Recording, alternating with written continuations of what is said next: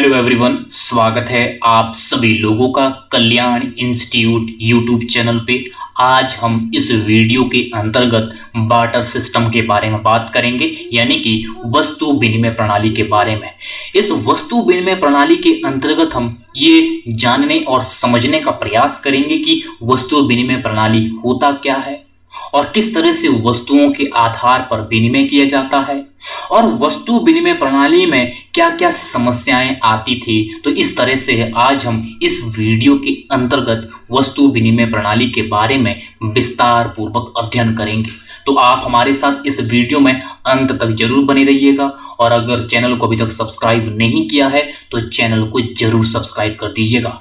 जो ये आज का टॉपिक है वस्तु विनिमय प्रणाली, यह हालांकि छोटा टॉपिक है लेकिन ये अर्थशास्त्र विषय की दृष्टि से बहुत ज्यादा इंपॉर्टेंट है, तो इसको समझना बेहद जरूरी है।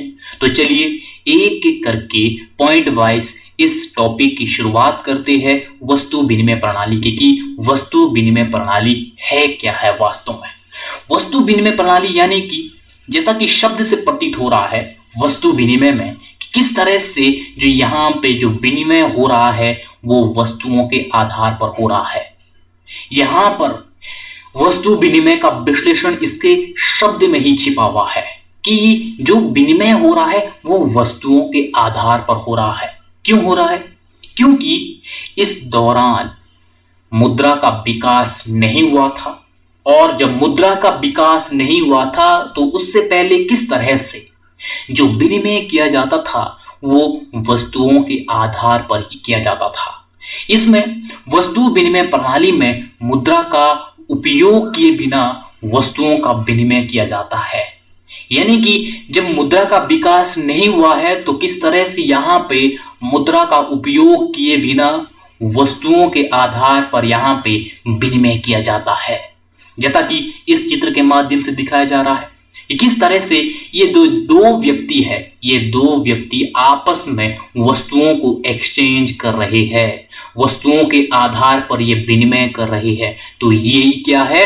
वस्तु विनिमय है। तो इस तरह से ये बार्टर सिस्टम है। जो इस बार्टर सिस्टम में यानी कि वस्तु विनिमय प्रणाली में किस तरह से जो एक सबसे महत्वपूर्ण चीज है वो ये है कि किस तरह से यहां पे आवश्यकताओं का दोहरा संयोग होना अनिवार्य है।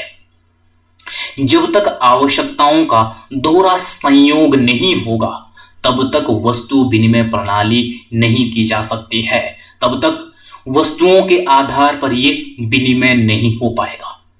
आवश्यकताओं का दोहरा संयोग यानी कि किस तरह से होगा, इसको एक एग्जाम्पल के माध्यम से समझते हैं, तब जाकर के आप इसको डिटेल में समझ पाएंगे कि जो ये वस्तु विनिमय प्रणाली है इसमें आवश्यकताओं का दोहरा संयोग किस तरह से होता है। माना ये एक व्यक्ति है, ये व्यक्ति किस तरह से ये वस्तुओं का उत्पादन करता है। हम ये मान लेते हैं कि जो ये वस्तुओं का उत्पादन कर रहा है वो कृषिगत वस्तुएं होगी। उन कृषिगत वस्तुओं में किस तरह से ये चावल का उत्पादन करता है, ये चावल का उत्पादन करता है और दूसरी फसल का जो उत्पादन करता है वो गेहूं का उत्पादन करता है।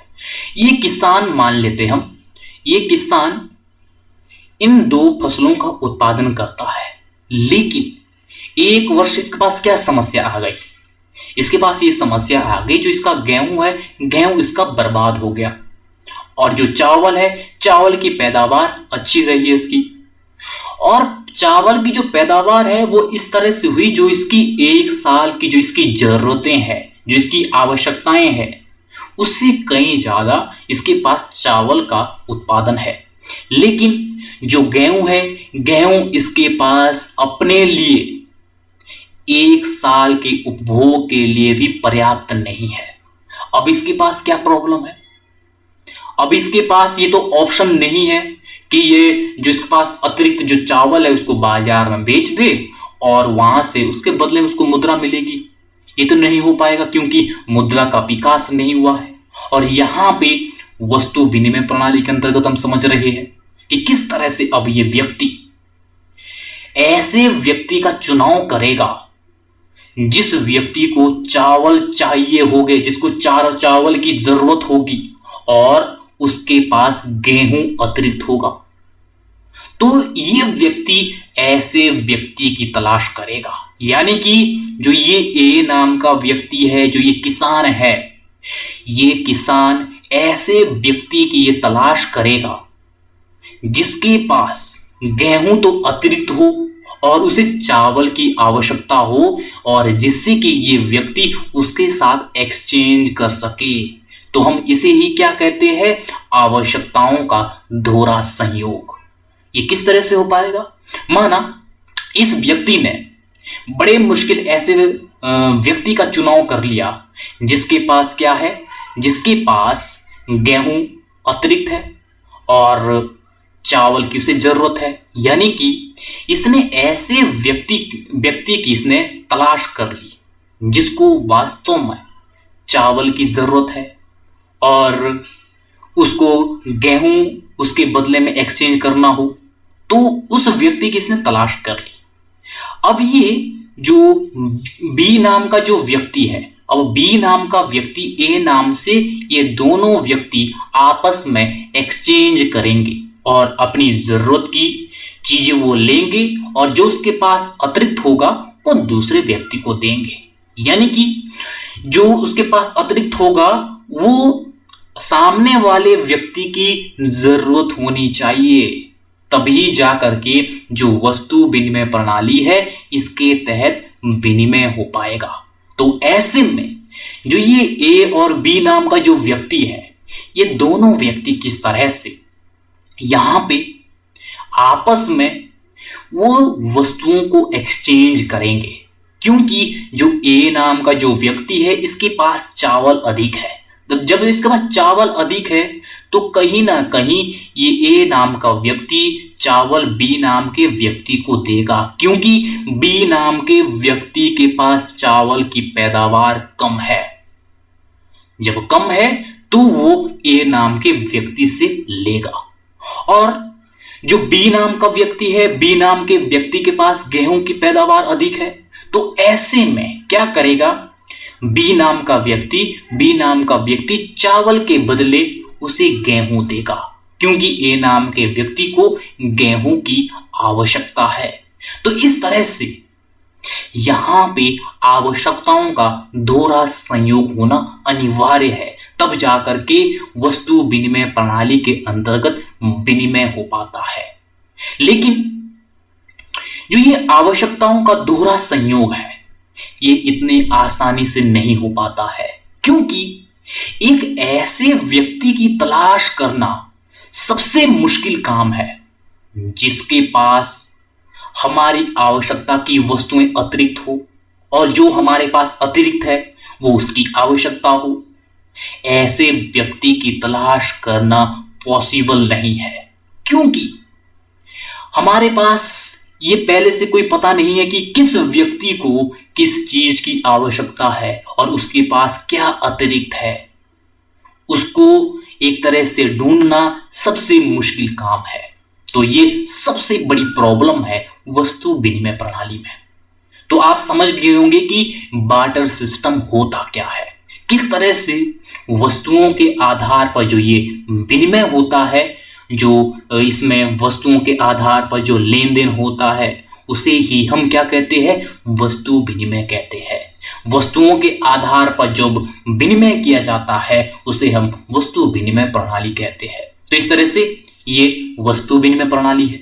अब हम इसके बाद ये समझेंगे कि वस्तु विनिमय प्रणाली की क्या प्रॉब्लम्स आती थी इस दौरान, किस तरह से जो वस्तु विनिमय प्रणाली इसमें क्या क्या कठिनाइयां आती थी, किस तरह से कौन कौन से हमारे पास चैलेंजेस आते थे इस वस्तु विनिमय प्रणाली में। तो यहां पे वस्तु विनिमय प्रणाली की जो सीमाएं हैं, जो समस्याएं हैं, उनको समझना भी बेहद आवश्यक है।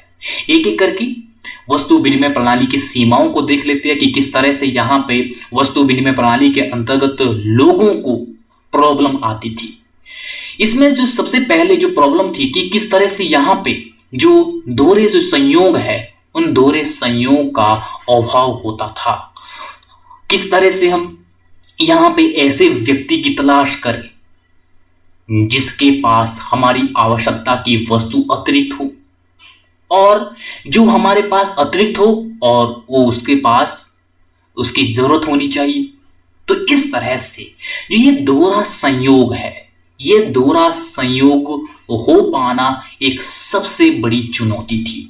तो यहाँ पे वस्तु विनिमय प्रणाली में सबसे बड़ी प्रॉब्लम यही थी कि किस तरह से हम अपनी जो आवश्यकताएं हैं उनका दोहरा संयोग, किस तरह से हम ऐसे व्यक्ति की तलाश कर सके जिसके पास वास्तव में हमारी आवश्यकता की वस्तुएं हो।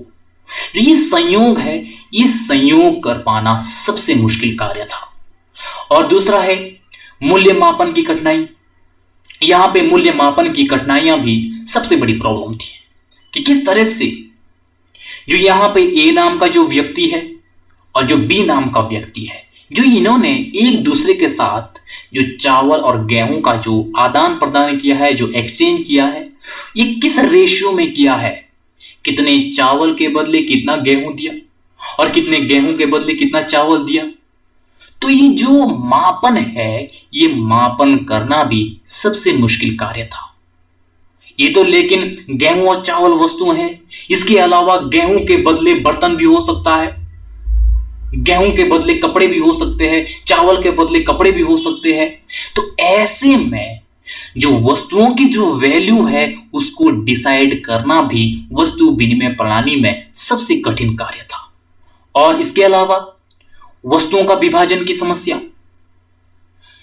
कई बार यह देखा गया है कि किस तरह से कोई ऐसी वस्तु है जिसका विभाजन करना पॉसिबल नहीं होता है, और जिस व्यक्ति के पास वो वस्तु हो जाए जिसका विभाजन करना मुश्किल है, तो वो व्यक्ति कैसे करेगा दूसरे वस्तुओं के साथ एक्सचेंज।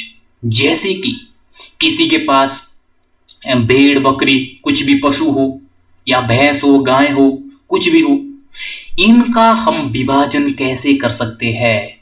यदि जिस व्यक्ति के पास ये पशु है, भेड़ बकरी गाय, ये पशु है, तो अगर उस व्यक्ति को अनाज चाहिए, बर्तन चाहिए, कपड़े चाहिए, तो किस तरह से वो इनके साथ एक्सचेंज करेगा, क्योंकि जो आपके पशु है उसका विभाजन करना तो मुश्किल कार्य है।